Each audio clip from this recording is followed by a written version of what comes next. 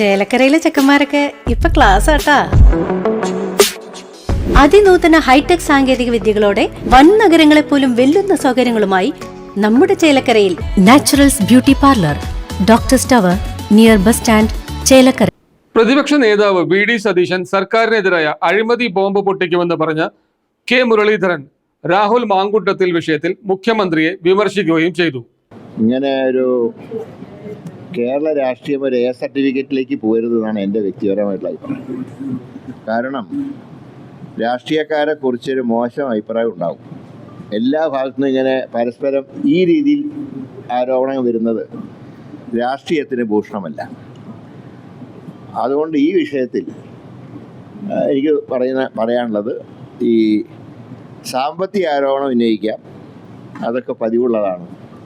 സർക്കാരിനെതിരായിട്ട് ഒരുപാട് കാര്യങ്ങൾ പറയാനുണ്ട്. ഇതല്ലാതെ ആരൊക്കെ എവിടെയൊക്കെ മതിലയാടി എന്നുള്ളതിനെക്കുറിച്ച് ഒരു ചർച്ച നടക്കുന്നത് തന്നെ മോശമാണ്. ജനങ്ങളുടെ ഇടയിൽ പ്രത്യേകിച്ച് ഇന്നത്തെ ഒരു യങ് ജനറേഷന് അല്ലെങ്കിൽ തന്നെ രാഷ്ട്രീയത്തിനോട് താല്പര്യമില്ല. ഇനി നാളെ ഇങ്ങനെയുള്ള വാർത്തകൾ കേട്ടാൽ, ഇപ്പം ഞാൻ പറയാം, ഒരു നിഷ്പക്ഷമതി ചിന്തിക്കുക എങ്ങനെയാണ്.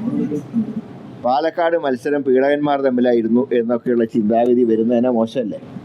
അപ്പം അതുകൊണ്ടാണ് ഞാൻ പറയുന്നത്, ഞാൻ ഇമാതിരി ആരോപണങ്ങളെ ഞാൻ പ്രോത്സാഹിപ്പിക്കുന്ന ആളല്ല. പ്രതിപക്ഷ നേതാവ് വി.ഡി. സതീശൻ പൊട്ടിക്കാനിരിക്കുന്നത് സർക്കാരിന്റെ ഏറ്റവും വലിയ അഴിമതിയുമായി ബന്ധപ്പെട്ട ബോംബാണെന്ന് കെ മുരളീധരൻ എം.പി. തൃശൂരിൽ മാധ്യമങ്ങളോട് സംസാരിച്ചു. സതീശൻ പറഞ്ഞ ബോംബ് ബി.ജെ.പി. നേതാവ് കൃഷ്ണകുമാറിന്റേതല്ലെന്നും ഇത് ഇങ്ങനെയുള്ള ചീളുകേസല്ലെന്നും മുരളീധരൻ പറഞ്ഞു.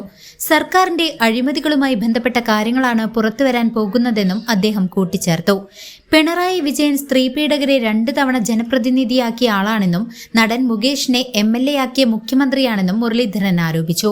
രാഹുൽ മാങ്കൂട്ടത്തിൽ വിഷയത്തിൽ മുഖ്യമന്ത്രിയുടെ സർട്ടിഫിക്കറ്റ് ആവശ്യമില്ല. രാഹുലിനെ ഞങ്ങൾ സസ്പെൻഡ് ചെയ്തു. ബാക്കി കാര്യങ്ങൾ ചെയ്യേണ്ടത് മുഖ്യമന്ത്രിയും പോലീസുമാണ്. ഹേമ കമ്മിറ്റി റിപ്പോർട്ട് വായിച്ച ആളാണ് മുഖ്യമന്ത്രി. കേരള രാഷ്ട്രീയം എ സർട്ടിഫിക്കറ്റിലേക്ക് പോകരുത്. രാഷ്ട്രീയത്തിന് മാന്യതയും ധാർമ്മികതയും ഉണ്ടെന്നും അദ്ദേഹം അഭിപ്രായപ്പെട്ടു. News desk CCV.